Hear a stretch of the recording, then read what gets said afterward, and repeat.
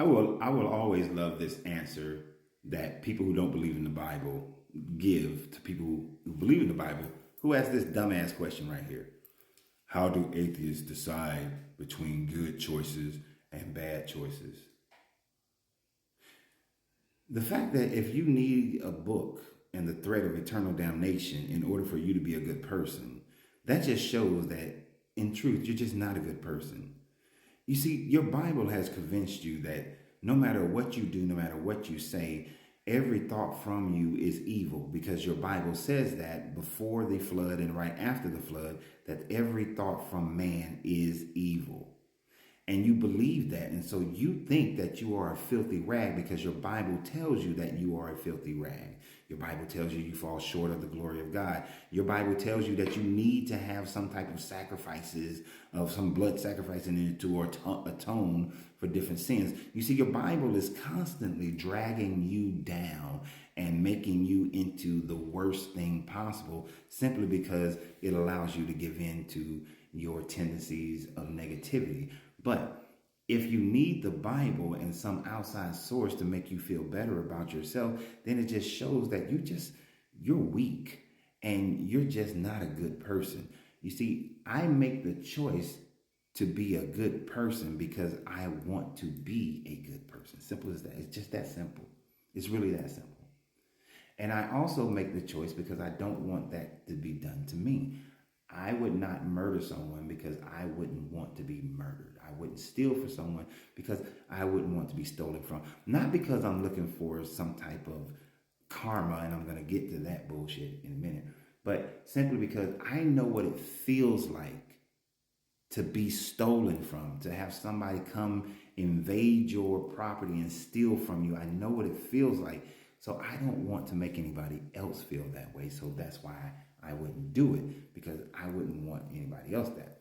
Now, so I don't need that. Plus, here's the other part. I had parents, and my parents raised me to be a good person. I had grandparents. Grandparents helped raise me to be a good person. I had aunts and uncles and cousins. I had football coaches, and yes, I went to church as a kid, but I had librarians and teachers who all suggested and imprinted them on me to be a good person.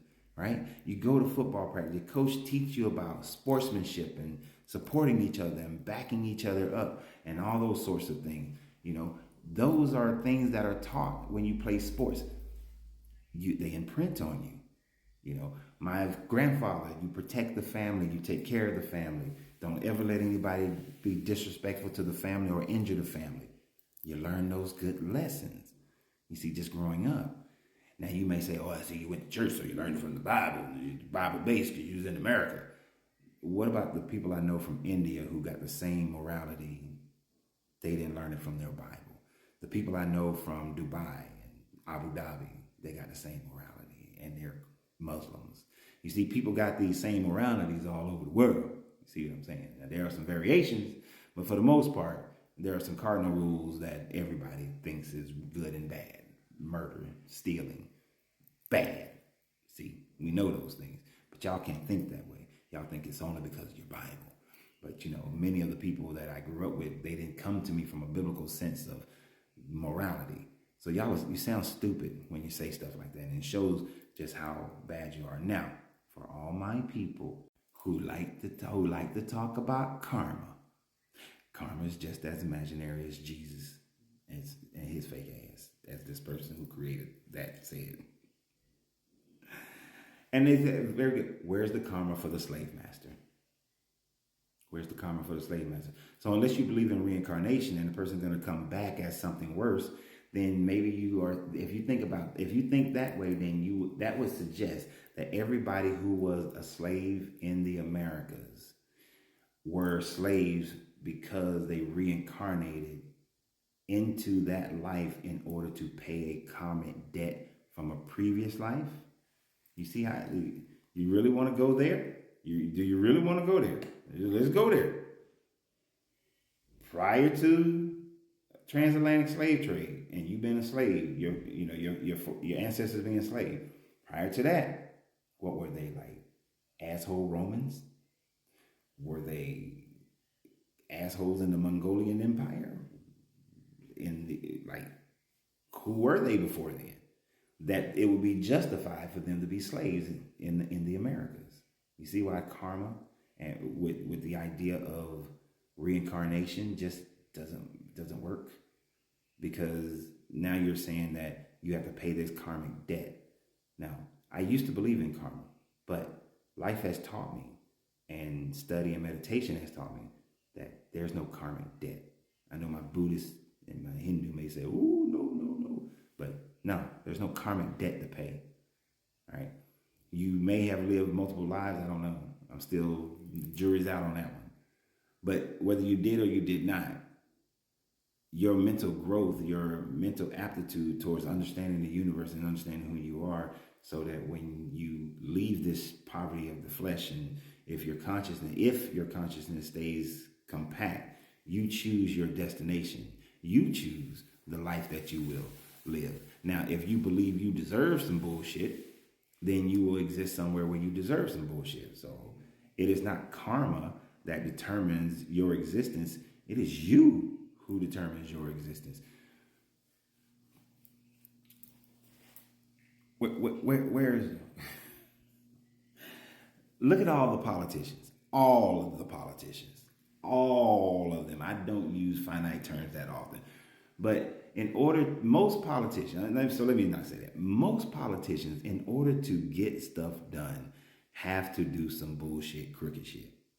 Where's the karmic debt? Where is it? Where? When did LBJ and Reagan and Carter and Clinton and Obama and Bush, when are they going to pay their karmic debt? Because I guarantee they all did something effed up. When they going to pay their karmic debt? We might not know exactly what they did that was messed up, but I'm guaranteed that they all did something. Look, I worked in certain sectors of the government, and you got to give a little to get a lot. All right? So you got to give to get. That's just the way it works, and y'all know that. So take your rose-colored lenses off for whatever politician you like. So they all did a little dirt in order to get shit done. Where's the karmic debt? Where's the karmic debt? And to become a billionaire, you're going to have to do a little dirt. You could become a millionaire without doing any dirt. But a billionaire, you most likely going to have to do a little dirt.